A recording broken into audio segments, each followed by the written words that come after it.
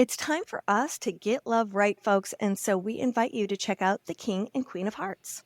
This is an incredible training for couples who are struggling in unsatisfying sex lives. It's also for lifelong learners, people whose relationship is great and they want to make it even better. In this 3-part training that is filled with 8 different tutorials like the art of tantric kissing, eye gazing that is deep and intimate, connective, and not creepy, and sacred sexual meditations, you do them with your lover to juice you up before sex. Communication tips and really, really valuable relationship essentials are all found in this training. You know, a common mistake couples make is they wait, they put it off, they avoid, they resist. And if you want to continue doing that, well, good luck. But if you really want to make a change, get this today. Don't let another month go by where you're losing precious connection with your partner. Plus, you can't beat the price on this program. One of our clients, Casey, said a spark in their intimacy is back on track. Now, Sarah and her husband, you know what she told us, Willow? She said, finally, he learned how to kiss her right. Oh my God, hallelujah. So happy for Sarah. So if you want some radical changes in your love life, go to 𝐶𝐸𝐵𝐈�MAGINE.com, click on courses, and scroll until you find the King and Queen of Hearts. And because you are a fan of the podcast, you can use the King and Queen 10 code in order to get 10% off. That is King and Queen 10, and you can use it in the checkout.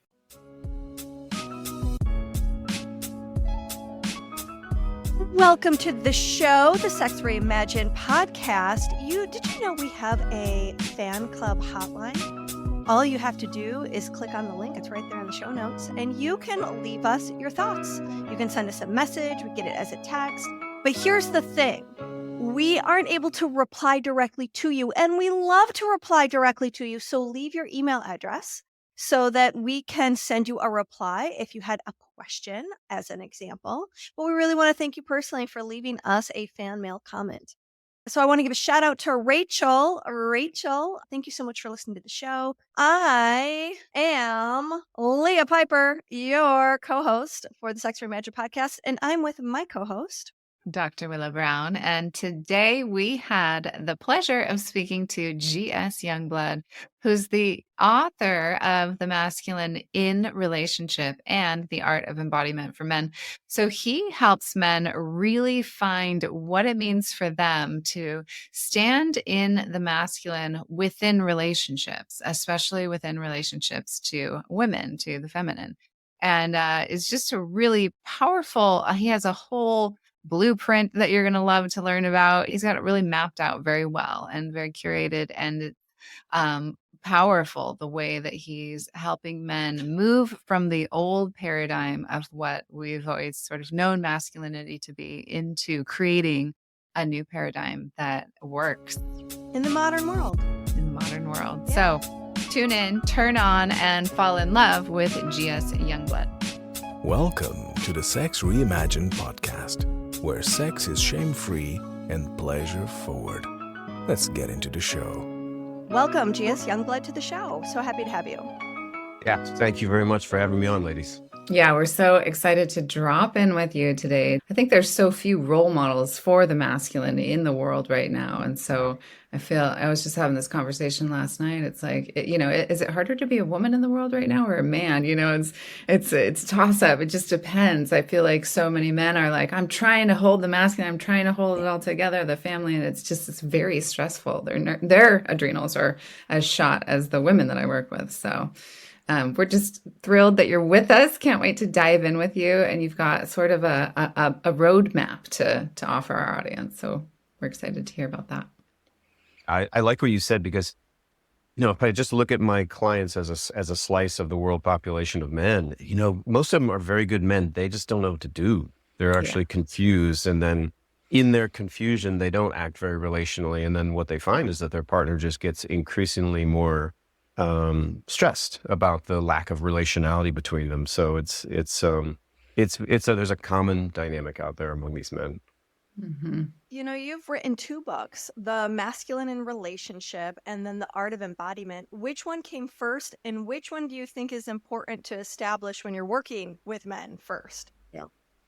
Yeah, definitely the first one, The Masculine in Relationship. I published it right in the beginning of 2020. It was right before the pandemic, actually. Wow. And that's the foundation, because what I do is I present a model and a framework of what I think is masculinity. And, there's a lot of confusion in the world. I think both of you know that for men. We already touched on that. There's like, well, I want to be more in my power, and my partner wants me to lead more, but I literally don't know how to do that. I don't know how to get myself out of this trap that I find. And so that's what the Masculine in Relationship does. It lays that groundwork, and it's broken into 3 parts, which I'm sure we'll get into. And my message to men is, if you embody these 3 parts in your life, you will occur in the world as more masculine in a very healthy way too. And I think that's important to note. So that was the first one. That's the foundation. The Art of Embodiment is kind of one piece of that. It very much talks about the first part of my framework, about men getting more grounded. And it was a joy to write. It's a little bit more of a geek out than the first one. I love that. But it's important work for men for sure.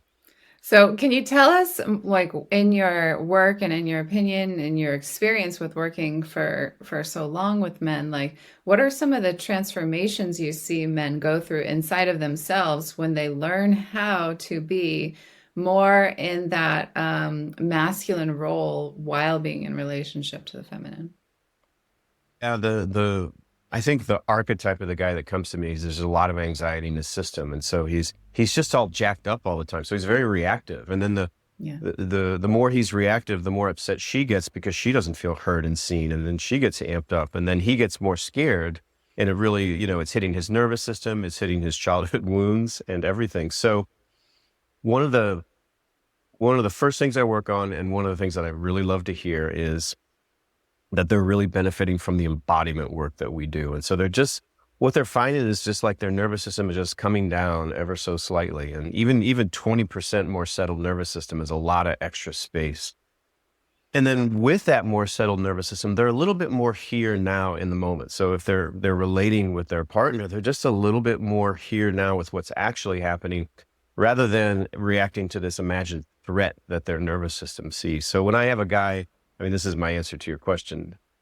When I have a guy that comes back and says, man, GS, I've been doing the exercises from the Art of Embodiment, or the ones that you showed me in our coaching session, and it's been about 10 weeks or 8 weeks, and it's really helping. I'm feeling more grounded. Because from that place, when you are more grounded, you start to live your life out of choice rather than wounding and scripting and reactivity. And that's the nirvana for all of us relationally, is moment to moment, we're choosing how to be, rather than just playing out a script that comes out of our wounding. And that's one of the most rewarding things that I hear from my clients. I love that. I love that too. I've got so many questions are pouring in. What are some of the stories? What are some of those wounds? What are they coming into class with? And because I'm sure there's a theme with a lot of these guys. Yeah, the most common one, and I think the easiest one to understand, is just I had a parent that was hard to please, just to put it simply. Right, sure. So overcompensating. Oh, especially if it's the mom. It's funny. My mind went straight for the dad, like the dad that you can't live up to or something. That father figure. It is both, Willow. It is both. But here's the thing about when it's the mother, that's a feminine being. So when if a guy's in a relationship with a woman, he sees the mother's disappointment through the eyes of his lover sometimes. That was a beautiful quote, or paraphrase quote, that I got from Sam Keene, who's a really great author from way back when. You see the mother's disappointment through the eyes of your partner. And so when she's upset, like you just left the socks out, like he sees, the totality of his mother's disappointment in him. And that mad scramble as a young boy, when he's not as powerful in the relationship. So there's a definite power differential, scrambling to get the approval of the mother. And it's the craziest thing. I think you guys probably know this as well as I do.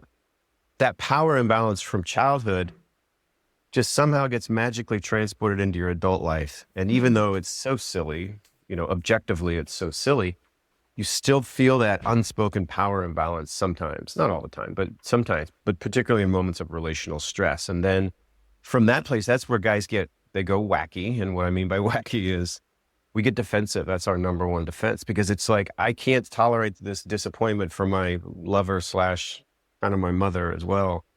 And obviously you're not consciously thinking that, but I can't tolerate this disappointment. And so I'm going to scramble to not be the bad guy here. And that's one thing that I assume your audience is at least half women, if not more. But, the thing I'd say to the women out there is just know this about your man. Disappointment is often our kryptonite. Your disappointment is often our kryptonite. When we feel you disappointed in us, it's very, very hard for us. And I say that not to say don't ever be disappointed in us, because that's a natural part of life, but just know that it has an outsized effect on us. And that is the source of a lot of our non-relational behavior. Yeah, on that note, I feel like a lot of, not all men, but maybe for many, a piece of that too is like, if mom's disappointed in me, then I'm not going to get nourished. Like, I'm not going to get fed. I'm not going to get, what the things that I need to kind of keep me alive. So for some, it can be all the way to that, sense of survival. So when that's triggered inside of relationship later on in life, it can really bring up this reaction that you spoke about in the beginning of like, I'm going to react in some way out of fear, not out of presence.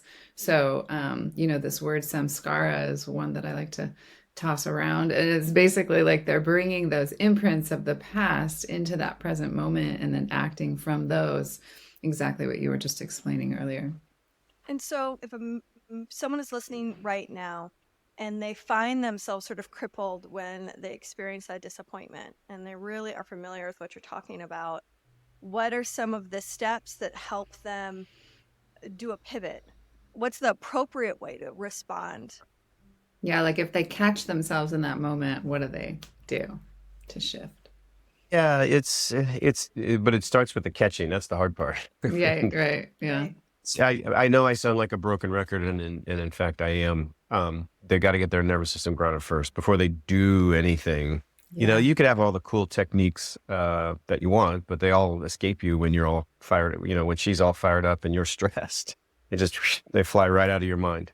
Mm-hmm. So you've got to get grounded first. And so embodiment is there's other things too, but that's the number one thing that I recommend.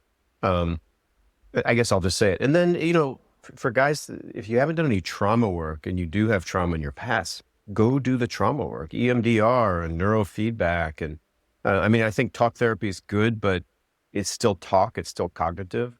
So I'd say do some of the other body-based somatic experiencing is another one. There's options out there for guys, but get a handle on that. And then once we get past the somatic part of it, then I do want to give them some cognitive crutches. And one of the quotes from the book is, be unafraid to lose her. And I want to explain what I mean by that. Yeah. A lot of guys live in fear of losing the relationship, and it's not even a considered fear. It's just sort of, it's back here. It's just like, if you could come to a relationship where you're not afraid of losing the other person, it'll suck, but you'll get through it. And you don't want it, and maybe it impacts the family or the kids and all of that. You can't ignore those pieces. But if you can lose that fear that drives you around losing your partner by speaking your truth and stating your true needs, then you're freed up to actually be a real authentic human being in that relationship. And so that's what I talk a lot about, guys, of try to get them beyond that fear of losing their partner, so they can actually start to speak their pain. They can start to speak their needs, start to speak their ouches in the relationship. And that has proven very powerful once they lose that fear. So that's one of the constructs that I give them to help them in these cases. One of the things I see in relationship dynamics is you have one person upset with a case of, I don't know if it's disappointments or complaints, right? It's like, I don't like this, this isn't working for me, blah, blah, blah, blah, blah. How many times have I told you? And then you have another person who wants to counter. it's like, well, there's this, and what about you do this, and you do this all the time, and it drives me crazy, and I don't ever say anything, da da da da da. So we have two people who immediately stop listening and go on the defense, and now we're going through the Rolodex of complaints. Nothing ever gets resolved regarding like that person's feelings who spoke up feelings first. And I imagine in many scenarios it's women who start this conversation. And I know in my relationship, one of the ways that we've countered that is when Matt says, hey, I don't like this. And my first reaction almost always inside my system is but or defense. And I've gotten enough space between myself and that response to go, let me see if I can find it. Let me see if I can find the thing he's talking about. And it might be that I can't find the thing that he's relating to that's between me and him, but I can usually find where someone else has complained about that in you. So I can find it. You know, usually 10 out of 10, I can still find it, what he's talking about, regardless if I agree with his story. And that immediate I can find it diffuses the situation, where all I have to say is, you know, I can find it. And then that takes the air out of the fight. And then it's just a matter of, so tell me more about that. And I might still be a little edgy. I might still not really like this conversation. But I'm coming from it now from a different angle beyond, here's my laundry list of things I don't like about you. Yeah, you're more receptive. You've dropped yourself into a more receptive, open, ready to listen kind of state. And so then you can actually be present and hear his experience of what's truly going on for him. But what I'm wondering is, are the men that you're coaching, are they coming from a place of being able to actually hear what's underneath their partner's complaint? Or do they have the bandwidth to avoid the defense? The way that I described the dynamic you just described, or at least a version of it, yeah, is, you know, your partner, hey guys, your partner comes to you with a complaint, and the complaint is this. And there's probably some truth to that. But what happens is often her past and the ways that maybe her father mistreated her or whatever, or another man or a brother, like somebody in their life did something that is kind of like that. And what it does is it creates an amplification. So instead of like, hey, this little thing right here is not working, it's like it gets amplified with the past. And then it's like, okay, now I want you to swallow this shit sandwich. And the guy's like, I cannot swallow that shit sandwich. It's too big. Right. And so what I coach guys to do is, you need to be the one that can kind of pull apart the kernel of truth in that from the amplification.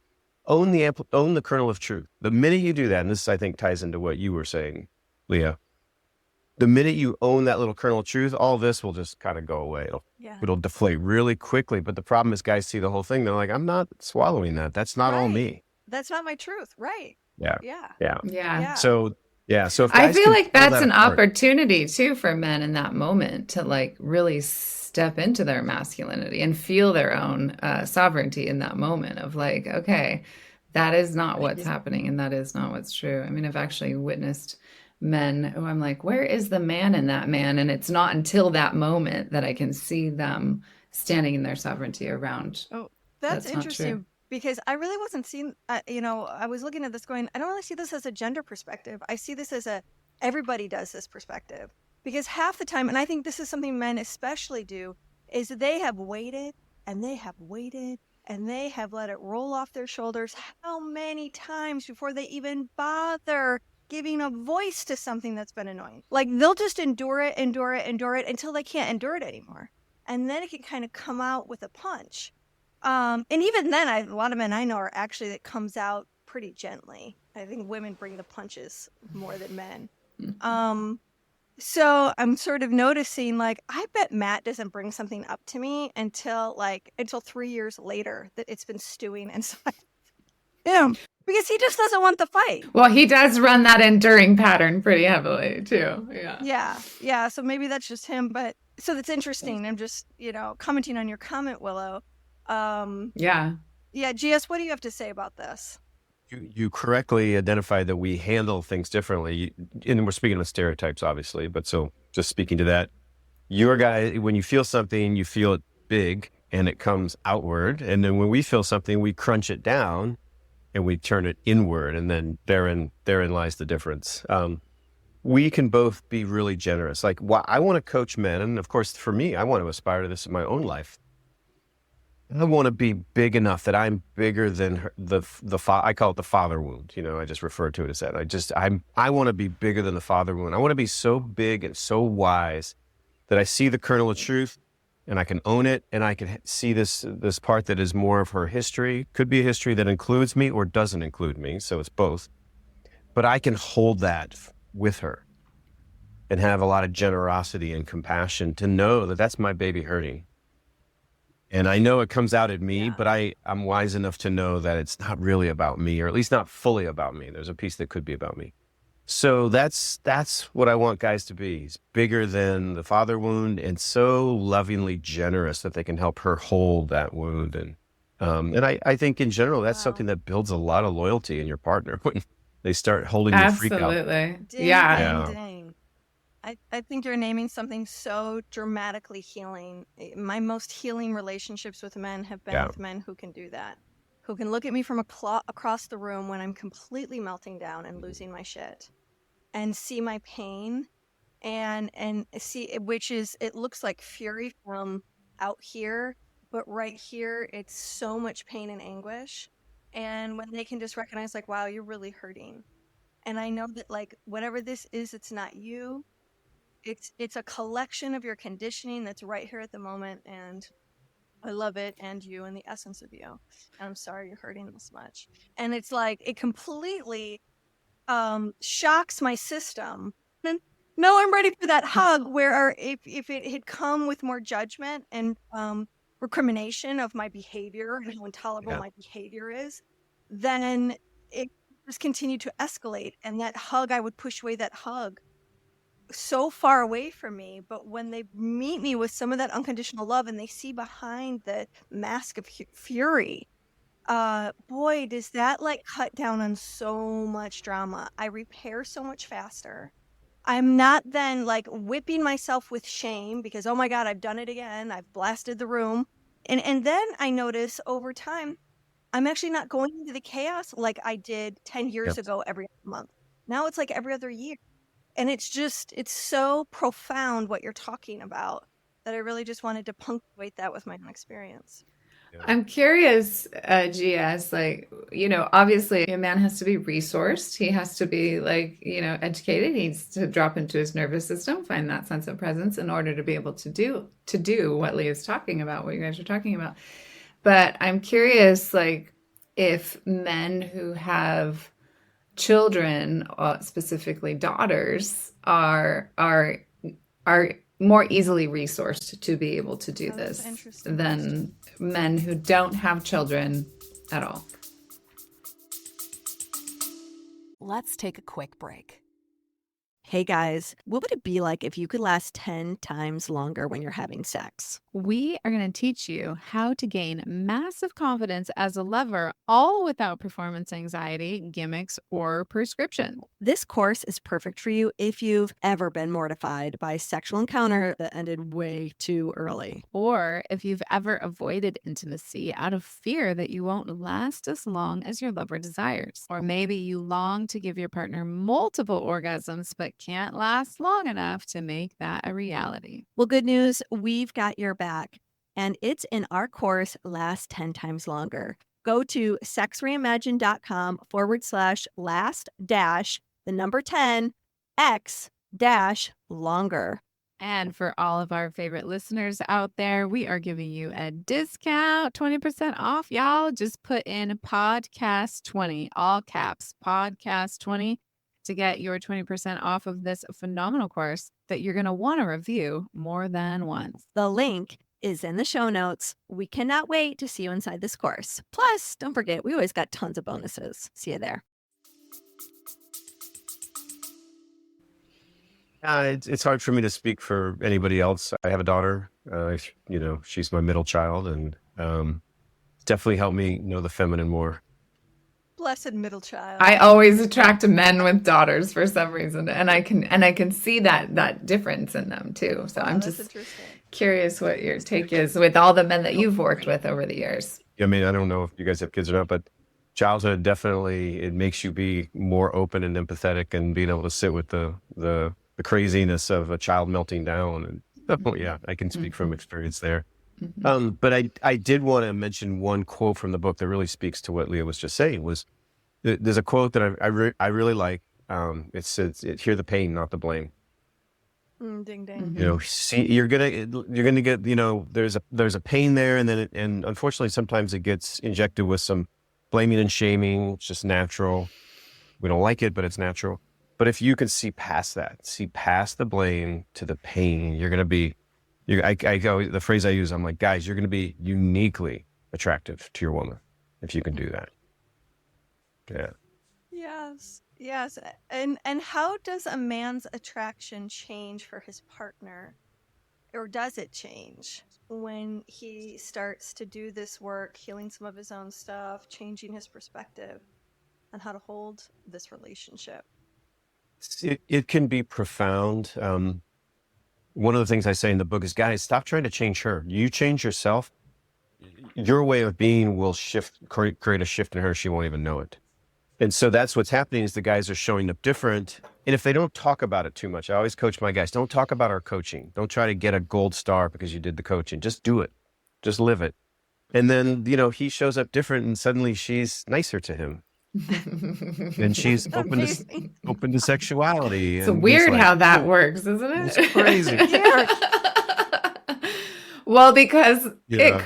it creates a sense of safety. You know, I always like to use yin and yang, the glass of water example. It's like this glass of water is tall. So it's a good container. It's a good, high, strong, tall container. The essence, the water within it can rise and can be more free to flow and to express. And so the yin being the water, glass being the yang. And so I think it's like if men are really learning how to be that stronger container, the feminine has more, they feel safer, they're more apt to let their essence, their sensuality, their eros, their erotic nature flow within that container. As two women, tell me if you would agree with what I'm about to say. Sometimes it may not be conscious, but sometimes maybe the bigger expressions of pain and energy are bigger because you now have a history with a particular man of him not hearing you. And so it's like, I need to be heard. And so it gets louder. And I know my woman, she gets louder the less I listen on a particular topic. Yeah. And so it's speaking to what you guys both just said about feeling safe and then kind of the sort of getting calmer over time. It's like you trust you'll be heard. That's one of I think the key things for the feminine in relationship is that they trust they'll be heard, and that trust has come from it being demonstrated in the relationship by their partner. And so I'd say that to guys, like once she knows she'll be heard by you, you're going to find that the peak moments start to come down. There'll be less of them over time because she knows you'll hear her, but you have to back it up. You actually have to be there and being open to her perspective. It's a tricky thing. You know, I've been accused of being shrill. Don't like that feedback of being shrill, but I can find it. Like I said before, I can really map out the times in my life where I was accused of being shrill. Often comes from not being listened to. I mean, I even have a couple friendships where you try to establish a boundary. You ask for a boundary. You tell the person no. You tell the person no. You tell the person no. They just won't take no for an answer. And then the next thing you know, here comes Mrs. Shrill. And it's so unpleasant. And when that's happening repeatedly in one relationship or multiple relationships, that frequency of that, and there's a lot of shame around being the person who is being shrill. And I'm curious how much this happens in some of the relationships that these men are in. At what point do they realize I'm kind of in a relationship with a toxic feminine? I'm in a partner who doesn't take any responsibility for their stuff. And as they do this work, they start to realize, you know what? I am more valuable. I am worth something different. This isn't the right relationship for me. I'm sick of attracting the same kind of woman with the same kind of problems who is self-centered. Does that happen? Does this work sometimes lead to these men ending their relationships as they do their own inner work? It does. I won't say it's common. Let me say there's a certain segment of my client base and they come in with the same question. Basically, is it me or is it her? Should I stay or should I go? I mean, that's Sure. what they're grappling with. Yeah. And that's the ultimate relationship question is it's like, because that's what we're battling over. No, it's your fault. No, it's yours. And it's just, it really comes down to that. Is it your fault or my fault? What I tell guys, I say, look, based on what you've told me and the way that you show up, you can't even think about that question for now because you don't know if it's her or if it's you.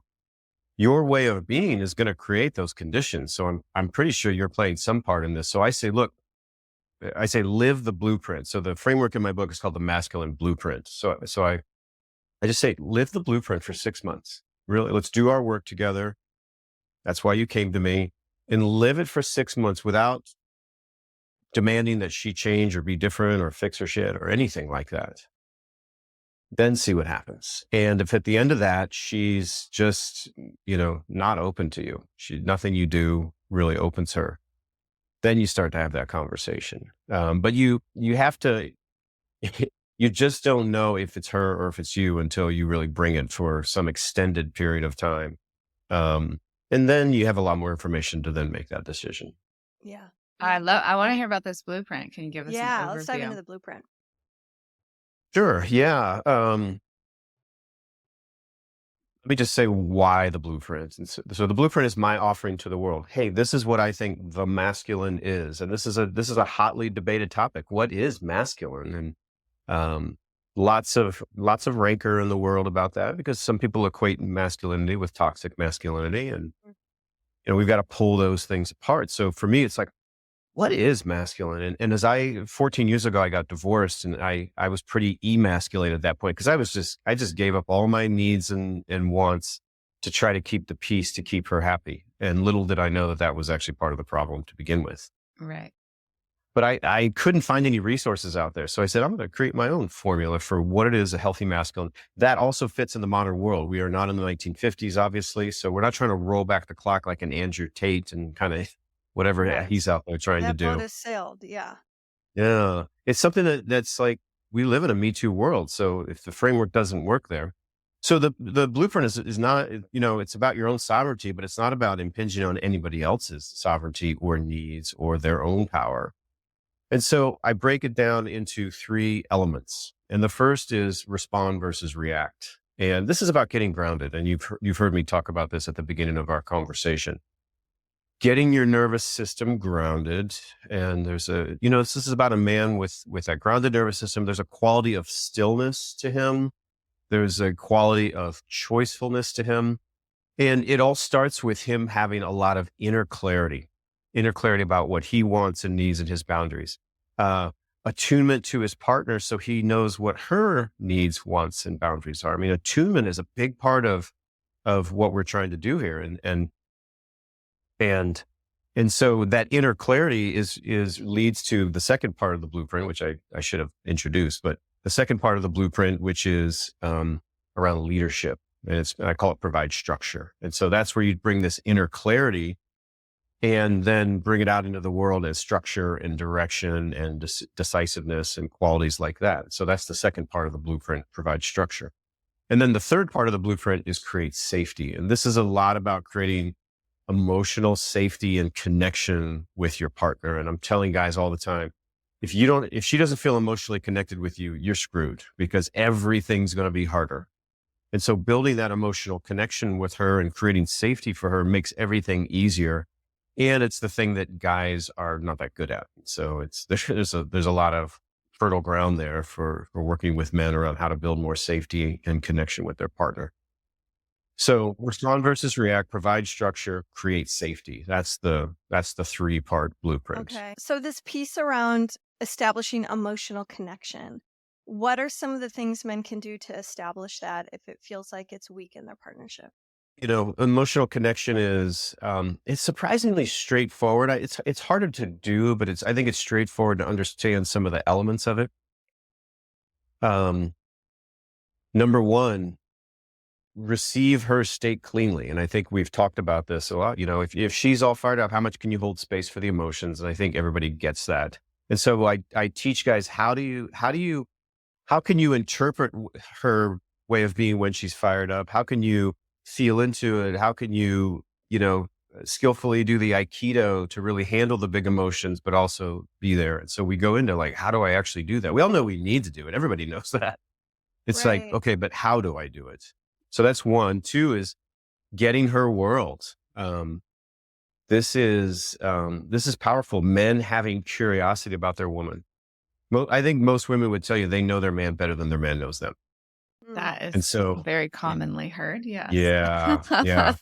So teaching guys around curiosity and how to really get their woman's world is powerful. And then third is sharing your own state. I mean, we all know guys internalize, and many women sort of suffer because of that. It's like, are you Where in are there? I you? don't even Can know I you. feel Yeah, where you? are Yeah. you? Yeah. So getting guys to share. And so I go into some deep methodologies about really being able to feel what's inside, and then being able to express that in a way that she can actually feel, not just kind of talking from my head and cognitive information, but can you feel me? Can I express something to you where you really feel me? And that's when couples get closer. Yeah, I think that's also the key to attunement. Yeah, I was Yeah. just going to say that too. Yeah, Yeah. attunement, it's so valuable to practice it within intimate relationship, because that's one of the most triggering places in our lives. Because when you're good at it there, you can do it at work, you can do it with your friends, you can do it with your kids, you can do it in so many other places in your life. And it basically is creating a sense of coherence, right, inside of your own nervous system. And then that can create a sense of coherence between the other person. It really starts to create this cycle of more trust and more opportunity to be vulnerable. And then that's when we're really starting to let ourselves be seen, and seeing the truth of who we are, rather than the reaction or the response. Let's take a quick break. Ladies, do you want to explore your sexuality and experience true sexual healing? The Vaginal Orgasms Masterclass teaches you and your partners how to unlock your full sexual potential and awaken the G-spot, the sacred spot, and the cervix for an unforgettable sexual experience. Would learning how to finally surrender and release grief, fear, and uncertainty benefit your outlook on life, love, and relationships? We certainly think so. Common misconceptions of the G-spot, including its anatomy and function as an erogenous zone, will be covered in this course. Plus, we're going to teach you 7 different massage strokes for the G-spot that dissolve blocked energy and increase your pleasure tenfold. We're going to teach you how to locate the sacred spot and the best methods to stimulate it for maximum pleasure. And you're going to learn about cervical orgasm techniques, which are the most powerful and also often elusive style of climaxing. This class is primarily geared toward women, but men have taken it as well and learned so much about how to pleasure their partners. So get ready for multiple O's, my friends. And you can get all of that at sexreimagine.com/female-masterclass. And for being a listener of the show, we've got a beautiful coupon code for you. It is 20% off this course. Just type in podcast20, that's all caps, podcast20, and get yourself a great deal on this on-demand course. So true, Willow. So true. And so that's what I'm trying to get guys to do, is like, how do you do that? So we practice this together, them really sharing deeply and feeling deeply. And I make this really clear with the guys, though. I am teaching them what I would refer to as a more masculine style of being with your emotions. We both feel deeply. Masculine and feminine both feel deeply. It's just what we do with them. Yeah. Right. You guys feel it even more than us, and it goes outward in a lot of cases. We're stereotyping. Yeah. So for guys, we're crunching it down. And so we're not trying to have them have the same expression as the feminine has. There's a masculine style. You feel deeply, but you express judiciously. And so that tends to open guys up. They're like, oh, okay, you're not trying to turn me into a woman? Okay, good. Because I want to be masculine. So say more about that, expressing judiciously. Judiciously. Yeah, I I like love that word. terminology. Why is that unpack it so a little hard? bit for us. Judiciously. Yeah. It sounds so good. It sounds so like Is reasonable that a and whole chapter in the book? organized and Express judiciously. I can't even say it. It'll be the That's whole next book. funny. Yeah, there you go. Yeah. Yeah. Yeah. You feel deeply, which is, that's not, guys aren't doing that today. So I'm really encouraging them to feel deeply. And we do that in my workshops and things like that. And then the judiciously part is, it comes out by choice. You choose which part you want to share. And then you're very succinct about it. And that's kind of, I mean, that's it in a nutshell. Pretty Is classic. Yeah. Mm. you don't express everything, and you don't Right. just blast it out. You express it judiciously and succinctly. You don't explain it. You don't go on and on. It's just like, You I don't feel that mansplain. this, So there's really a sense of discernment that has to be developed inside of the man in order to express Yeah. judiciously. yeah, exactly. And you also need to know, I'm sorry. I'm well, laughing. I have the reason why I'm laughing so hard is because like this is so the opposite of how I express myself. It is like You don't details express galore. It is the judiciously. corners of everything that could possibly be felt. It is the fabric of every sensation. yeah, And this yeah, is and definitely how men do not yeah, communicate. It's like the difference between a highly filled estrogen brain and yeah, one that doesn't have as much estrogen. And I yeah, totally think it's true. And by hilarious. the way, I want to say, Leah, I mean, we don't know each other personally, but it's like that part of you also makes you probably super fun and awesome and Yeah. Yes. delightful to your man. I mean, that's Fascinating. probably a lucky Yes. guy Yes. here. Yes. Yeah. Exactly. So Thank you for saying that. I agree. It's a delightful part of my character. exactly, Unless it's exactly. very obnoxious, and then you might need to take a timeout. Yeah. Sometimes we need timeouts. Yeah, for sure. Yeah. So, anyways, I didn't mean to interrupt your flow. Yeah, it's okay. There is something I'm teaching men. It's like sometimes the masculine burden is to suffer in silence. And so I tell guys, this is not a license to complain about everything now and everything's, ooh, it hurts. Like sometimes you got to suck it up. And Right. that's something I would never coach a woman to do. But Huh. for a man, I'm like, yeah, sometimes you need to shut the fuck up and suck it up and Mm. know that life's not fair. And, she may have said something hurtful, but it may be time to set a boundary. It may be time to just step to the side and let that fireball go by. So sometimes that's part of the masculine burden. So the discernment is in weaving all of those things together and feeling deeply, expressing judiciously, being able to handle some pain when that's your burden is to just suffer in silence. And that, to me, that is the emotional journey of a man and what I'm trying to teach guys to master in their own lives.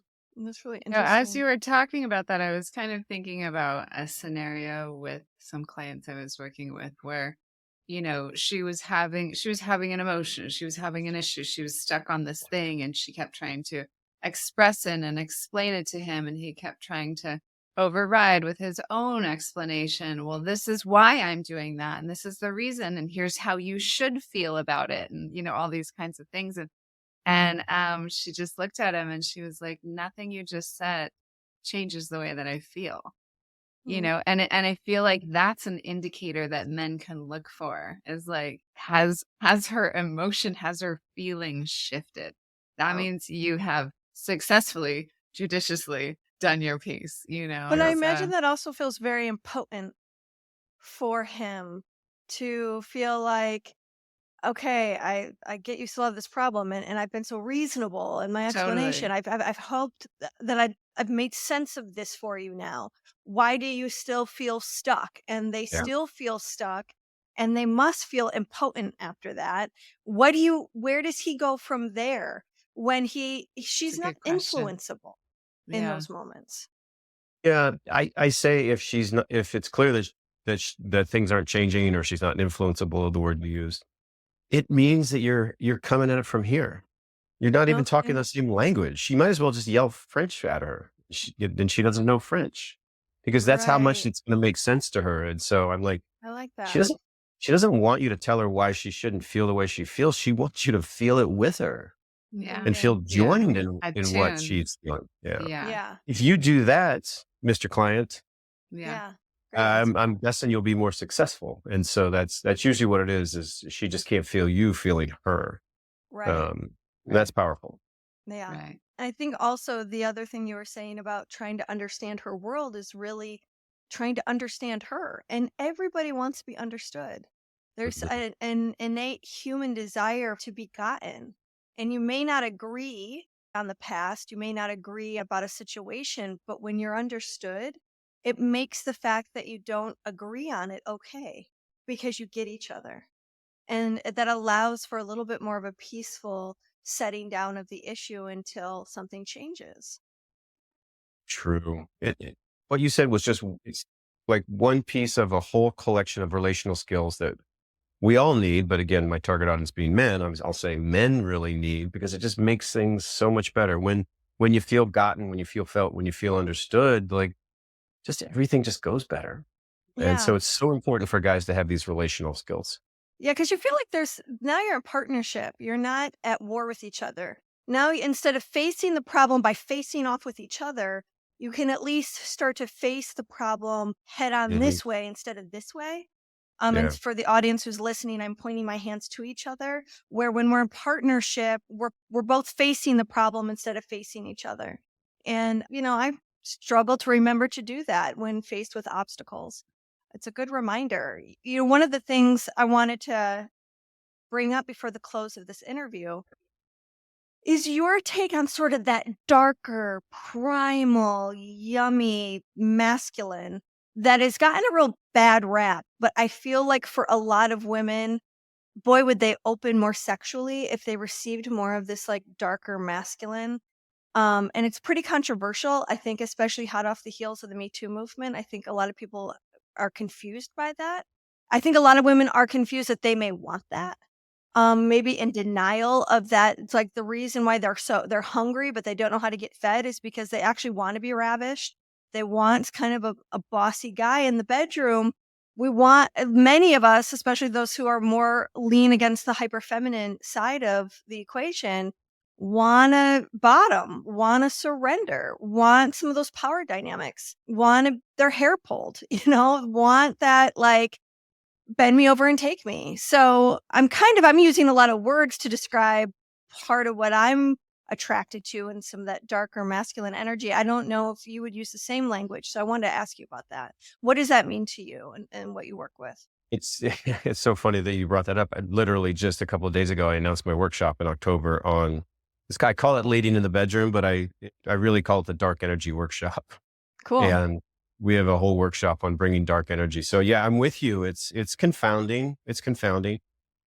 Here's the way that I explain it is I say, men, this is what, and again, I'm talking stereotypes, but this is what your woman wants. She wants, you bring a lot of light. You're caring, you're good to her in the bedroom, and but it's a lot of light energies, and she's craving from you some dark energies. By itself, the dark leads to bad stuff, misogyny, sexual abuse, all kinds of things.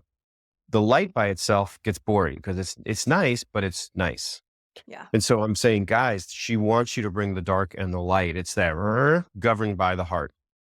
And I think that's in our charged world of how we talk about these things, we just note that we want to bring the dark, not by itself, but governed by the light. And so can you bring that ability to find your inner growl and come here, baby, turn around, unbutton my top button, it's like the voice, commanding her with voice or maybe moving her body. And so I tried to name it as innocuously as possible, just leading in the bedroom. This is leadership in the bedroom. But a big part of that is that energetic stuff like, I want you. Yeah. And that's what we try to cultivate in men. So I do a lot of embodiment practice to do that. I bring in these amazing female coaches to work with the guys and get them to really inhabit that in the face of the fiery, beautiful, fierce feminine. So it's a lot of fun. That sounds So great. I Where couldn't are agree these more. workshops taking place? Say that again. Where are these workshops taking place?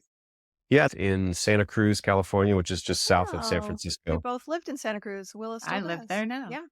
Oh, you both are there now. I recently I moved up am. to Sacramento. Yeah, Yeah. but Oh, lived there okay. for 13 years. Shit, we're all in the same. I'm up in Yeah. Menlo Park. Okay. Oh, Nice. nice. All Yeah, right. I Well, did not run know we over. were all here. Yeah. We're Cool. all Cool. in the northern Um, so the grounding, and just because we're running out of time, I'd love to circle back and see if there's what can you teach our audience about becoming more grounded? It's more of a technique. Great. And I always hate talking about embodiment. Just, quickly, give me a quick practice, because what's important is what's underneath it. The practice can actually be super duper simple. The practice could just be a breath, but the principles in which you breathe are really the important thing. So I get frustrated with teachers that they're just like, hey, do this exercise and it'll be cool because it's Kundalini. So there's so much more to it. I guess I'm just expressing my excitement, but let me give you a quick technique. It couldn't be more simple. Part of the problem in the relational space is that our awareness, where our attention is, I mean, there's some of it on you and some of it on thinking about what I need, but a lot of it is on my ruminating mind, that mind that's going, uh-oh. And it starts at the nervous system, and then the mind jumps in to make my nervous system try to calm down. And so defensiveness might be one of my mind strategies. Or if you're upset, I have this story of you're just being a bitch. Like that's the story in my head. That is my compensation to my anxiety.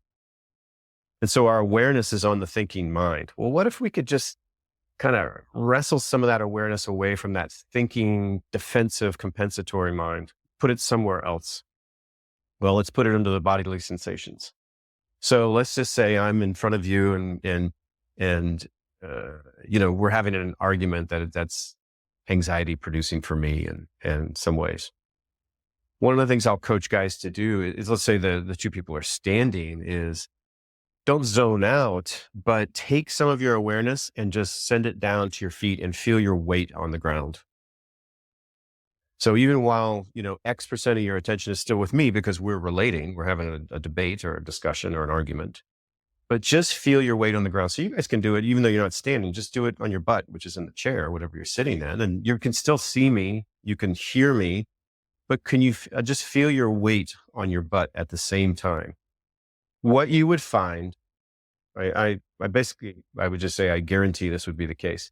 What you would find is that this awareness that you have blasting the other person and focused on your ruminating brain, some of that's going to get pulled away and turned towards sensation. And you're going to notice your anxiety go down noticeably in the moment, just by feeling your weight in the moment.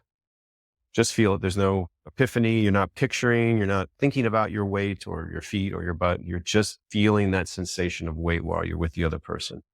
And if you can start to just rest some of your awareness there while you relate with anybody in any situation, what you're going to find is that there's just less of that going on in your mind, and it's just going to slow down. Because the mind is going to a million miles an hour. It's projecting into the future. It's worried about the past. It's never right here, right now. But sensation is always right here in the moment. It's only right here in the moment. So when you put some of your attention, even a small amount, on sensation, it anchors you and tethers you to the present moment more. And so I use this all the time with my woman. Yeah. I mean, she's fiery, and so she gets fired up at me, and I just say, remember my feet, and I just drop a little bit of my awareness down, and I just feel my weight. That's cool. And suddenly I'm freed up to be a little bit more spacious, a little bit more present, a little bit slowed down with her. And it happens in the moment. So that's not a practice that you would do to train. It's just a technique that you use in the moment. Yeah.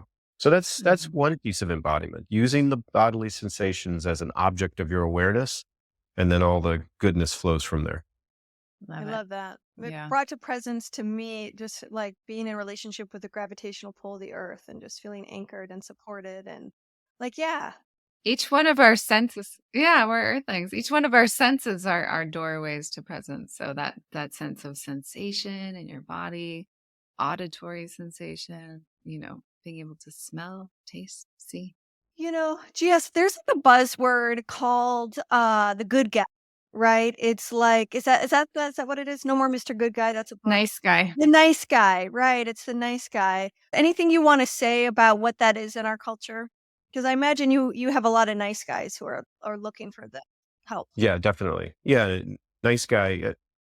Yeah. I mean, I think the historical is part of it is we just swung too far. You know, we used to be misogynistic assholes, and then we swung all the way to nice guy, and hopefully we'll swing back to the middle. There's some part in the middle. But what a nice guy is, and I think this was best defined by my buddy Robert Glover, who wrote a book on nice guys. Right. Nice guys pretend they don't have any needs, so they can just like stay out of trouble or not attract too much attention, not cause trouble, trying to make everybody else happy. And then inside they're seething that their needs never get met, even though they pretend to not have any needs. And energetically, the nice guy, here's his radar. This is my signal for radar. Like he is frantically scanning the world and other people for what the safe thing to do is, so that he won't get in trouble. And so his radar is out there, and there's very little of his radar that's internal. Like, what do I want? And so that's why, I mean, you as women probably sniff a guy out like that in 5 seconds, because you can just see like there's nothing there. He seems very riveted on what everybody else needs and wants and is doing, rather than resting in himself. And you can know where he stands, and you can orbit around that in some way. That's what nice guys do. So what I try to work with guys who are like that is just like, let's turn some of that attention back into you. What is your inner clarity about what you think the moment calls for, what you need, what she needs, what others need? And then how do you take that into leadership? And so that's what I work a lot with guys on. It's about turning some of the awareness away from everybody else and more internal to what you want and need. Let's take a quick break. Hey guys, what would it be like if you could last 10 times longer when you're having sex? We are going to teach you how to gain massive confidence as a lover, all without performance anxiety, gimmicks, or prescription. This course is perfect for you if you've ever been mortified by a sexual encounter that ended way too early. Or if you've ever avoided intimacy out of fear that you won't last as long as your lover desires. Or maybe you long to give your partner multiple orgasms but can't last long enough to make that a reality. Well, good news, we've got your back, and it's in our course, Last 10 Times Longer. Go to sexreimagined.com/last-10x-longer. And for all of our favorite listeners out there, we are giving you a discount, 20% off, y'all. Just put in podcast 20, all caps, podcast 20, to get your 20% off of this phenomenal course that you're going to want to review more than once. We cannot wait to see you inside this course. Plus, don't forget, we always got tons of bonuses. See you there. Great. Well, guys out there, if you are interested and want to learn more about this masculine blueprint, you can watch a free mini video for free if you go to GS's website, which is gsyoungblood.com. You can enter in your email and you can get an introductory video mini course. So we suggest you do that and check out his courses while you're on the site. See if there's something that you're ready to engage. And that link will be in the show notes as well. And we've had so much fun. What a rich conversation. Thank you so much, GS, for joining us today. And any other last thoughts you want to leave our audience, or let them know where they can find you on social sort of thing? Yeah, it's social, GS Youngblood, MIR. That's Masculine in Relationship, the name of the book. And I would just say to the men out there, do the work, guys. Your life and your relationship will get a lot better. Your life will get a lot better. And to the ladies out there, encourage your man to do the work. Leave the book around the house. That's usually a good technique. Yeah, right on. Well, Love thank it. you so much. Up next is The Dish with Dr. Willow and myself. So please stay tuned. GS, thanks for coming on. And everybody, love, love, love, love, love. Now, our favorite part, the dish. GS Youngblood. That was so fun. I love talking about men's work, and he has a real sort of unique take on what the men's work, being in relationship to the feminine and what it means to really hold that masculine container and attune. I'm so glad he talked about that. Attunement to whatever your woman is going through it requires a lot within men. I think there's a lot of expectation on men to hold a certain container and to hold a certain level of masculinity. And it can be a little overwhelming for them at times, overwhelming for their nervous system. So if they can drop into that embodiment piece, feel their feet on the ground, bring awareness to their senses so that they're actually in presence. I mean, that's all it really requires, coming into presence, which we can do through our senses very easily. And so I think when men learn how to do that, I feel like women might do that more naturally, although I have plenty of women who can't do it at all until they start practicing as well. It is just a Yeah. practice. I think it depends on how flooded you are. Yeah, exactly. If you're really flooded, it's really hard to do, even if it seems simple. Yeah, it's And that's just why it's like being in your awareness of when you know that you're present, that can really help you notice when you're out of presence. I think some people just don't even know what that means. I mean, it's a buzzword, but what does presence even mean? Mhm. And yet all it really means is being in the moment. Right. It means that for me, and what I'm always teaching people, it means that you're in a state of receptivity. Like you're able to receive somebody else, what they're going through. You're able to receive the environment around you. You're able to experience things in a more open nervous system state rather than just trying to muscle your way through But it. I can see why some people might go, that doesn't sound comfortable. Like, I don't want to be in an open, receptive space. I don't even want to be open. I don't trust the shit that's around me. Why would I want to be open to it? I don't like the way this person acts. I don't like the way this person is.